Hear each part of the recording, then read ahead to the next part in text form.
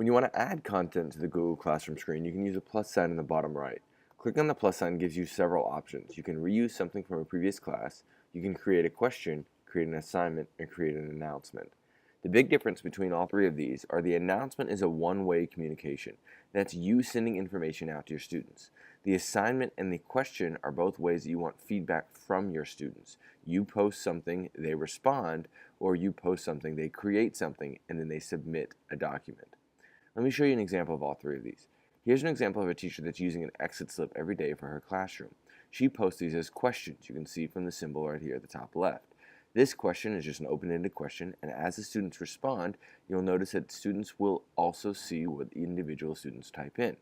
So if I believe that the most important topic that we learned from this unit was electrical currents, I can submit that, and after I submit it, I have a new button that says See Classmates Answers. Great way to do a little collaborative conversation in the classroom.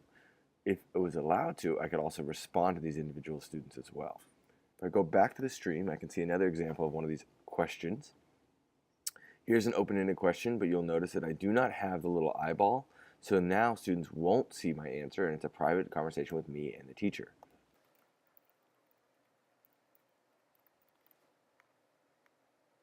Clicking on the question, I can have a private conversation between me and my teacher directly online. Going back, I can see one more example of using a question. Here, it's a multiple choice question where I've got 4 different answer choices to choose from. Again, notice that they're going to see the answers in a summary. They won't see my individual answer, just in a summary. And they can see clearly 13 of the students are on track. One of them needs a little reteach. Here's an example of an assignment. You can see it's an assignment by using the icon on the top left. And if I click on the assignment title, it'll take to the individual assignment page. And now you'll see that I've got a file ready and created for me under my work. If I click on that, it'll automatically create a copy of that file and let me start editing the file. When I'm done with the file, go back to Google Classroom and press the blue turn in button. Here's another example of an assignment inside Google Classroom. When I click on the assignment title, it takes me to the assignment page, and I can see that again, there's a created document that I can click on and start working. This assignment, the instructions are here. I want to pick 8 vocabulary words, define, and paste a picture in each slide.